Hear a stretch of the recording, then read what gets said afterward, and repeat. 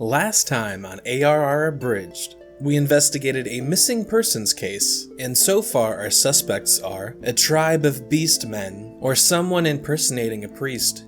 After finding a scroll at the Beast Tribe camp, we had the scroll examined by the local church, who told us that whoever wrote this was trying to impersonate a member of the church. We head back to Isambard, our main contact for this investigation, who says he can't think of anyone who would impersonate a priest.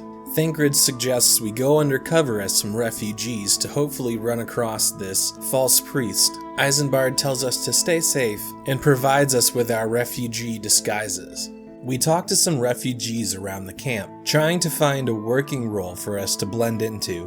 One of them suggests we go to a remote commune just north of Sandgate.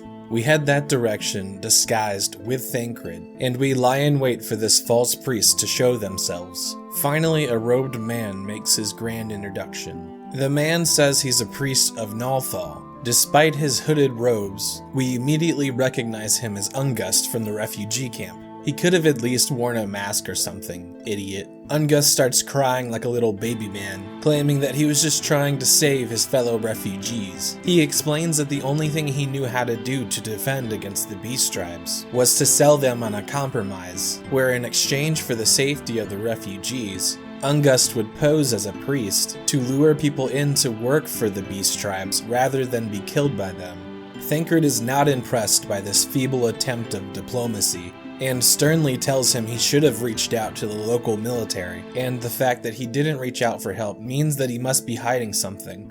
He eventually admits that his greed got the better of him, because the Beast Tribe has been paying him very well, basically saying that he values money more than his fellow refugees' lives. This disgusts me and Thancred, so we give him a stern lecture on morals. Ungust tunes us out, saying that he can't be held responsible for the crumbling state of our world. You really just can't get through to some people. Believing that there's more to this situation, Thancred wants to interrogate Ungust more, and tells us to return to Menphilia to debrief the situation.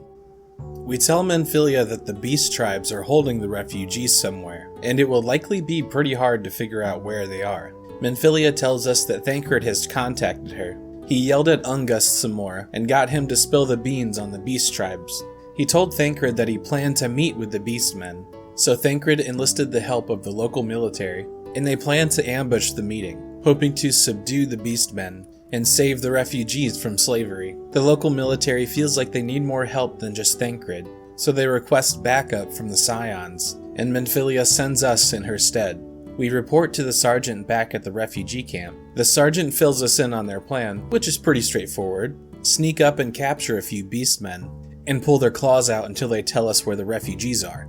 Fair's fair. But of course, Ungust, the snake he is, warned the beastmen of the ambush. Now the tides are reversed, and our small party is almost overwhelmed, while Ungust flees the scene, of course. Luckily, we're kind of a badass, so we successfully defend ourselves. However, during the scuffle, they took one of our soldiers hostage and demand that we lay down our arms. And out of nowhere, one of the beastmen shoots some sleep magic at us, and we fall unconscious. We wake up in a cave with our party bound by ropes. The beastmen then take us to a ritual site, where they succeed at summoning their primal, Ifrit.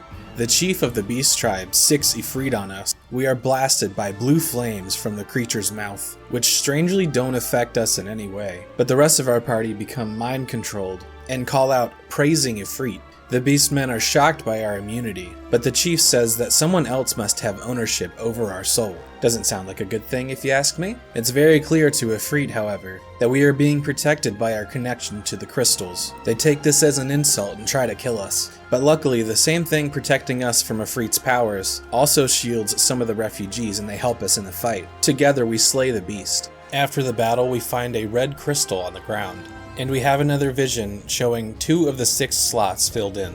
Thancred, late as always, shows up and apologizes for what we just went through. We all then quickly flee the scene, and we see the Garlean Nero Tolskeva overlooking the battlefield. He expresses his disappointment and explains he was there to take some readings of the summoning. A female Garlean is also with him, Livia Sastunius. She tells them that they cannot expect backup for this mission, and she thinks that they're wasting their time anyways, seeing as they were supplied with out-of-date equipment to try to get these readings. Nero seems satisfied, however, having completed his primary objective. He doesn't say exactly what the objective was. He's a very mysterious lad. He also says that he's a bit scared by how strong we appeared to be. Livia interrupts, telling him to stay focused or he'll be punished. Hey yo? Consider leaving a like if you were thinking the same thing.